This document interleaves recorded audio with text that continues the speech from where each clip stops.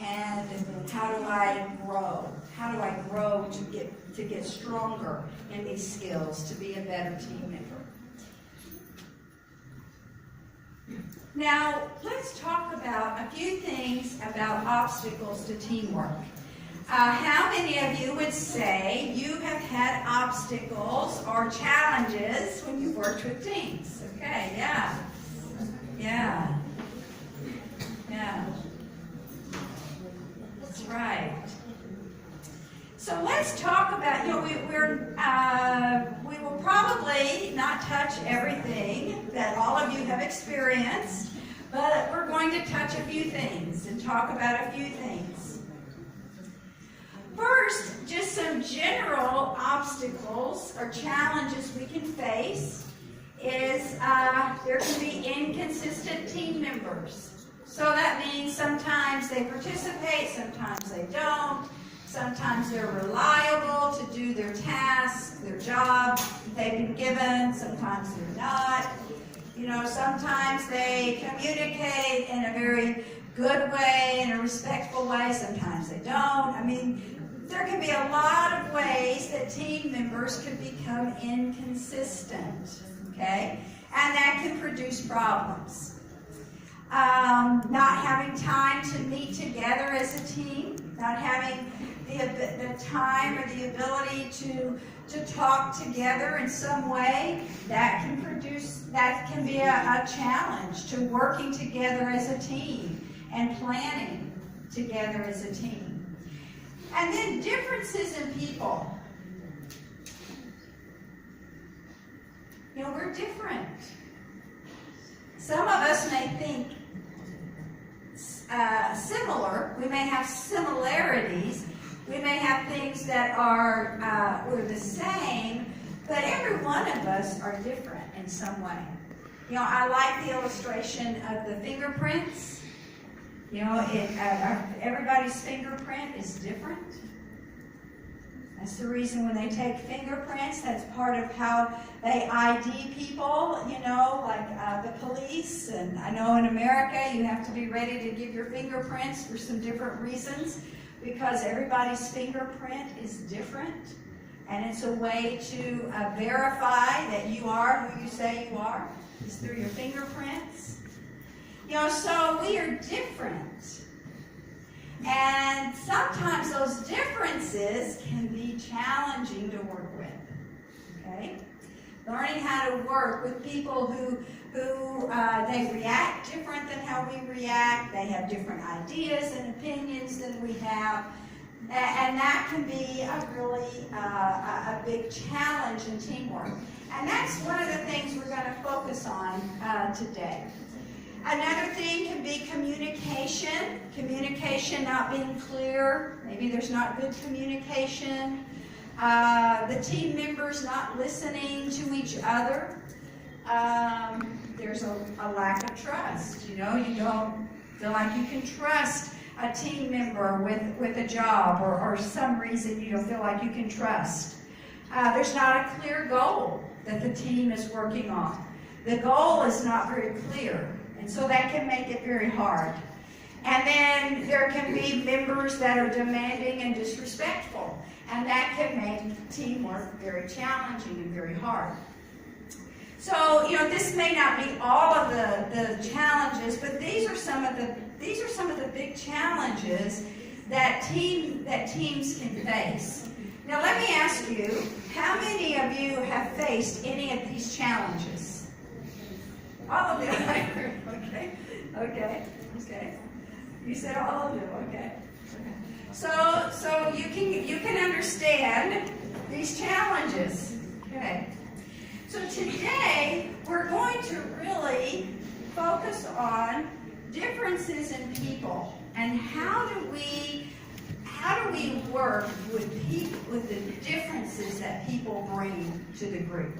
How many of you would say that this has been a challenge in some of the groups you've worked with, is the differences in people? Okay?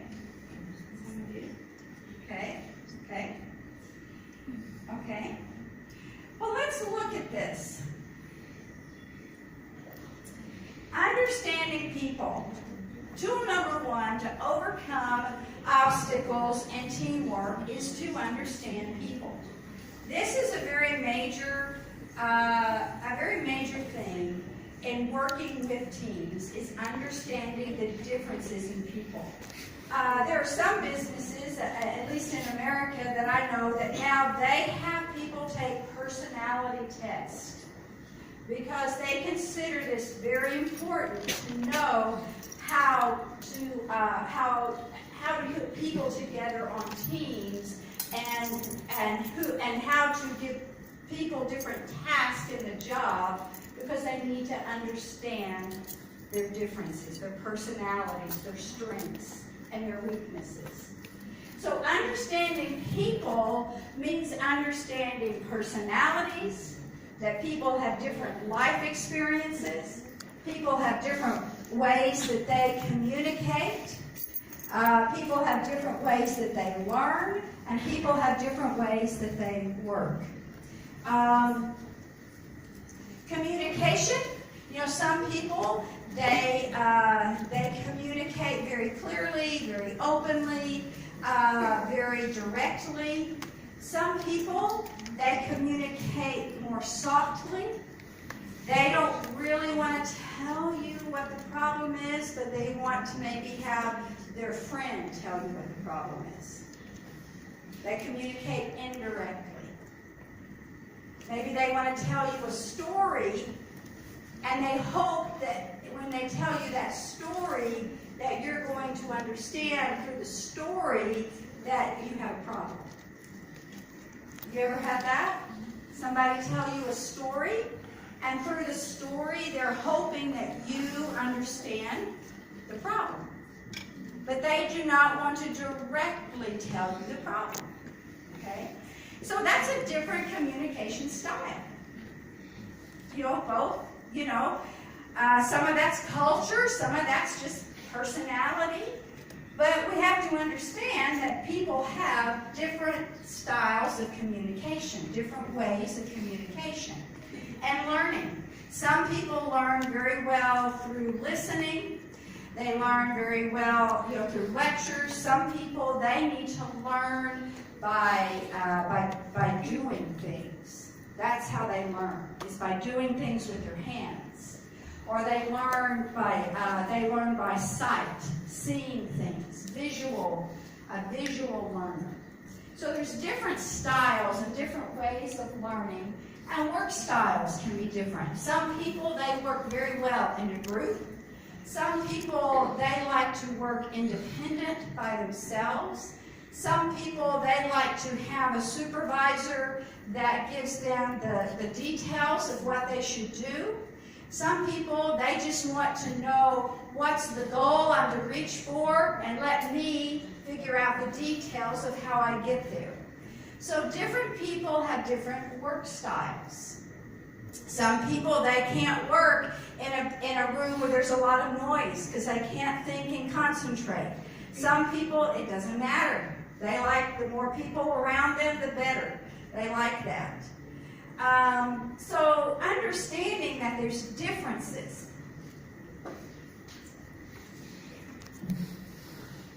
I think about it this way. So I've got 2 sheets of paper, right? Okay?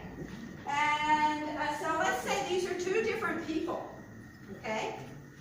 And let's say this person's personality causes them to be folded this way, okay? This person's personality is different, and so now they're folded this way, okay? This person has had some different life experiences, like through growing up in their home and school and friends, jobs that they've had. They've had different life experiences. They've experienced different things in life. And because of those different experiences, have caused them to fold that way. Well, this person's had life experiences too, but their life experiences are different. And so this person, their life experiences cause them to fold this way. And then we've got communication styles. Oh, this person communicates this way. This person communicates this way. We have learning styles. This person learns this way. This person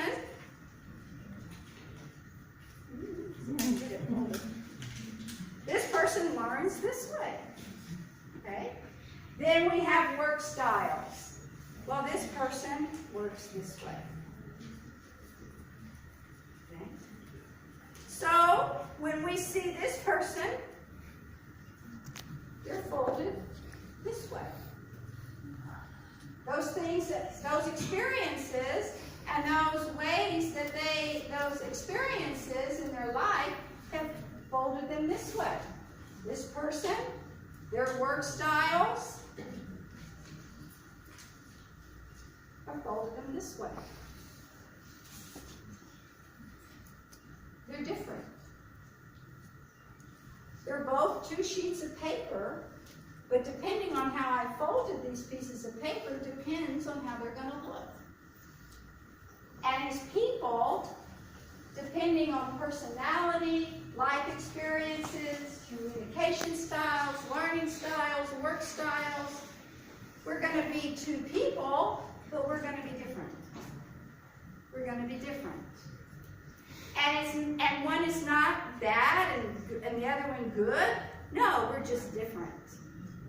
And so when you bring the 2 together to work together, you have to understand the differences so you can treat one another with respect, and you can also know what are the strengths and what are the weaknesses. How can these 2 people best work together? That makes sense? So we're going to talk about, we're going to have a little fun. And, there's different personality tests. There's a science behind this, where and this is just one type of personality testing, okay? There are many different types of personality tests. But this is one simple way, where you're looking at how do you put people in different categories and understand how people are different, okay? So, we're going to have the square people, the rectangle people, the triangle, the circle, and the squiggle people. So, the square person. They're organized, logical, hardworking. They like structure and rules. They do a lot of planning, and they're the people that are always on time. They like the rules. Who would say you're square? You're square. Okay, come on up here. Yes. I'm going to give you the square. And everybody, and just hold it up. Thank you. And come over here. And everybody that says, I'm a square, come over here. Just stand up and gather over here. If you say, I'm a square, that's me. Okay, a rectangle person. Courageous, exciting. They like to explore options. They look for ways to grow and change. They organize tasks to find the best system to complete that task. They want to find the most efficient system, the best way to complete that task. Who would say they're a rectangle? Anybody a rectangle? Or how many rectangles? You? Okay. Come and just stand right here by the flag. And if you would say, I think I'm a rectangle, come and stand with her. Okay? If you think you're a rectangle, then stand with her. Okay, triangle.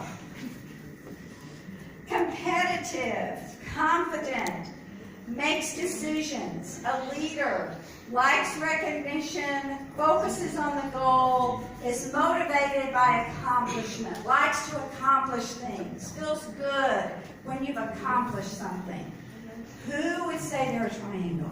Okay, Leo, there you go. Go stand over there. And everyone who thinks they're a triangle, go stand with Leo over there. Do I have any other triangles in here? If you think you're a triangle, go ahead and go stand over there. Okay, a circle. Social, likes to communicate, needs to talk about the task, enjoys people, has sympathy and consideration for others, likes harmony, so they don't like conflict. Okay, come over here. You come and get the circle. And then stand over there. And anybody who thinks they're a circle, go stand over there. Okay. Squiggle. A squiggle. A squiggle. Squiggle. A squiggle person is creative. They like new and different things. They get bored with routines. They bring new ideas to the group. They think out of the box. They're an out-of-the-box kind of person. Who thinks you're a squiggle? Okay, come on.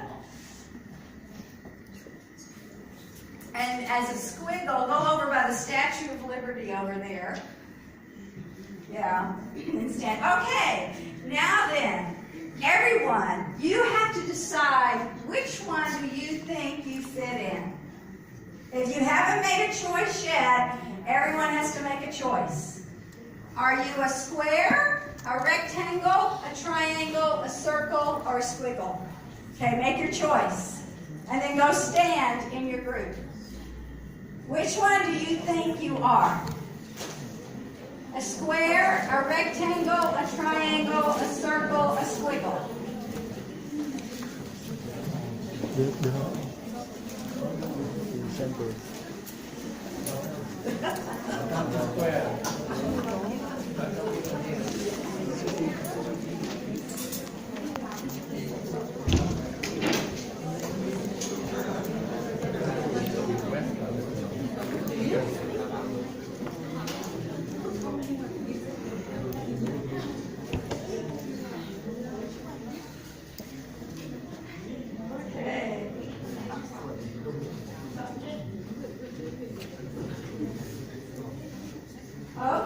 Okay, so now we have the square over here. Okay, we have the rectangle. Yay. Where is it? Okay, then we have the triangles, okay. Then we have, what is this? The circle. We have the circles. And we have the squiggles. Okay. So, isn't that interesting? Out of everyone in this room, look how there's different people that go to the different groups. Isn't that interesting? We have things that are alike, and we have things that are different. Yeah, we have things that are alike, and we have things that are different. And so, if you're on a team, you will probably have somebody that's going to be in each of these groups. So imagine, think about this. You're on a team. And you're square. You're organized. You're logical. You're hardworking. You like structure. You like to plan. You are on time. You get things done. Then you have a squiggle on your team. And they are creative. They like things that are different. They don't like routine. They want new ideas. Woo, what's a square and a squiggle going to be like on a team together? Well, that's right. There's going to be some differences, and there could be some conflict. But also, the squiggle needs a square, and a square needs a squiggle. Okay? The strengths and the weaknesses of each one are important for the team. And it's that way through each of the personalities, each of the different people, is that we need one another. We just have to learn how to work together. We have to learn how to respect our differences and realize that we need each other's strengths and that we can help each other's weaknesses. Okay, thank you guys. Thank you. You can sit down. Thank you.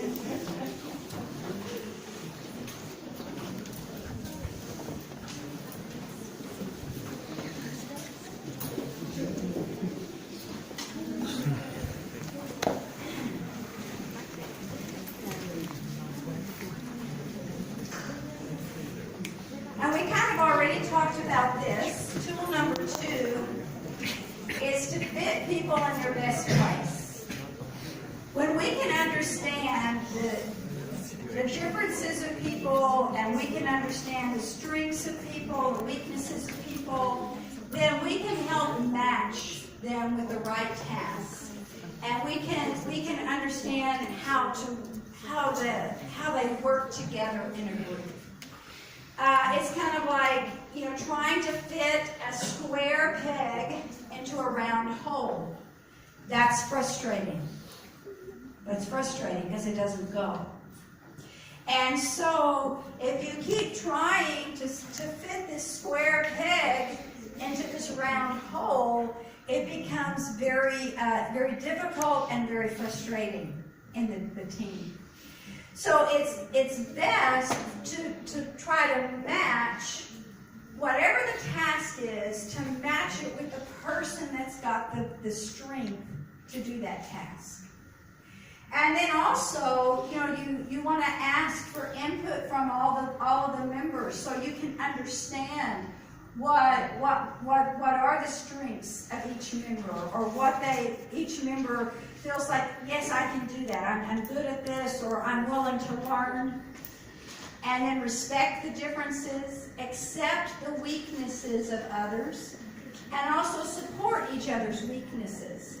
If you're working in a team, and you've got this squiggle over here, and they're giving some great ideas, but that squiggle, they're not going to be really good with the details. They're not going to be the planner. So they can give you a lot of great ideas on the team, but then you may look to the square and say, okay, square, let's figure out how do we plan these ideas? How do we put details to these ideas? So you work together in that way. So let each member use their strength and then compromise or negotiate. Find out what you can agree on, the things you can work on together, and how you can agree on things as a team. When you negotiate, that means somebody's going to give up something, and you're going to give up something, and you're going to gain something. Okay? So you're trying to figure out how to reach the goal, and so each member is willing to say, I can give this up to help us reach this goal. Maybe I don't really like getting up and being at work at 7 in the morning, but for the next month to be able to get this together, to do this as a team, I'm going to give up that desire to come in late or to come in at 9 o'clock instead of 7, and I'm going to be at work early so that we can get this done as a team. Teamwork is work, and it is worth the work. And this is why it's worth the work. Teamwork leads to good relationships between team members. Different team members bring different skills to the group. Distributing work, giving work out to other people reduces each person's burden and increases responsibility. More people will feel responsible and committed to the work when you give the work out, when you get more work out to people. Teamwork allows for many creative thoughts and inspiration aspirations of the different people on the team. People working together will usually complete a project faster than if one person is working alone. So as a team, when you're working together in a cooperative way, you can usually complete a project faster than if it was just one person doing all of the work by themselves. So teamwork is work, and it is worth the work. Now let's do this scenario real quick. Sean works in a library. She and 3 other co-workers have been asked to work together on a project. Sean turns in the completed product, but she completed it without input or help from the others. Sean said it was really tough to find time to meet together. She did text or SMS the others asking about working together, but got no responses. Her supervisor, Nathaniel, knows that she is a promising young librarian who wants to advance to a leadership position. Nathaniel also believes that Sean has the potential to be a good leader, but feels that she is impatient when it comes to working with others. What do you think Sean did well? What do you think that Sean did well? What did she accomplish well? What was a good thing that she did? Okay.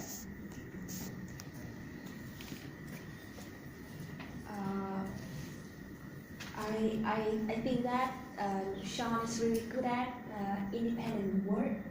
She can accomplish it very easy without other members. Okay. Yeah. Very good. Yes.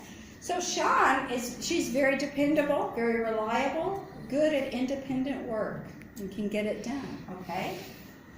What could Sean have done differently? What could she have done in a different way?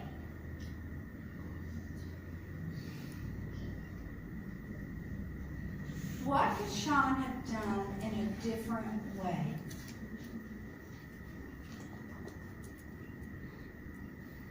Okay.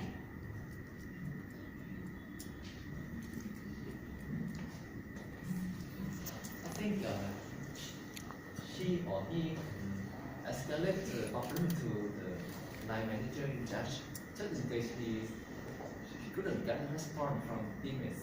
Okay. So escalating to get support from higher supervisors and getting them in a better way without any support on hard work in case of working independently. Okay. And I think straight away for him to suggest private meeting with each of the members instead of gathering all members. So independently we can still work, but with the support of individuals. Okay.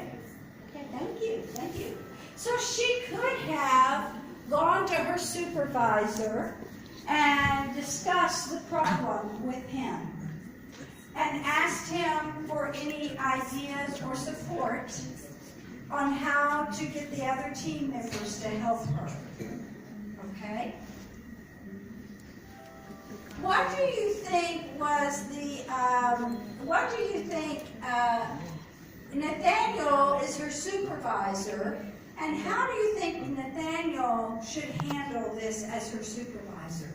What kind of advice or help should Nathaniel give her as her supervisor for the future? Any thoughts?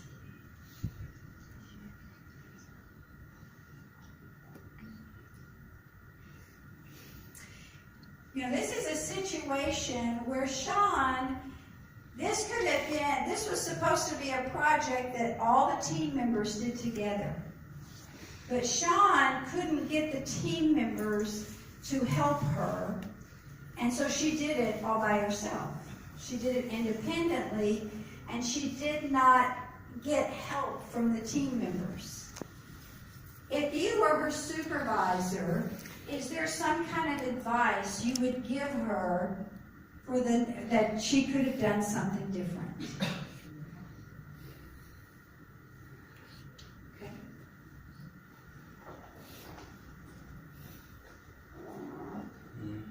Maybe first I would ask Sean what she think might be the reason why the other 3 team members might not help her with her project.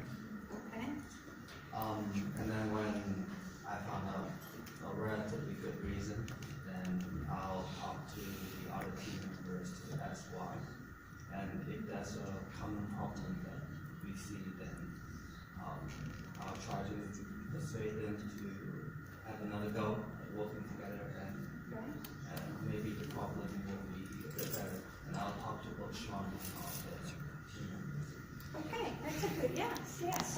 So trying to find out what the problem was from Sean, what Sean thought the problem was, and then going to the team members, and then trying to solve that problem and give it another try, another project. Okay, very good. Let's quickly wrap it up.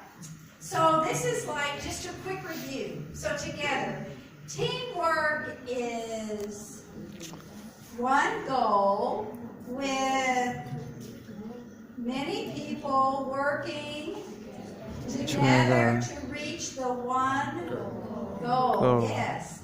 When everyone in the workplace works together to accomplish goals, everyone achieves more. Yes. Each team member has strengths and weaknesses. Challenges. All right.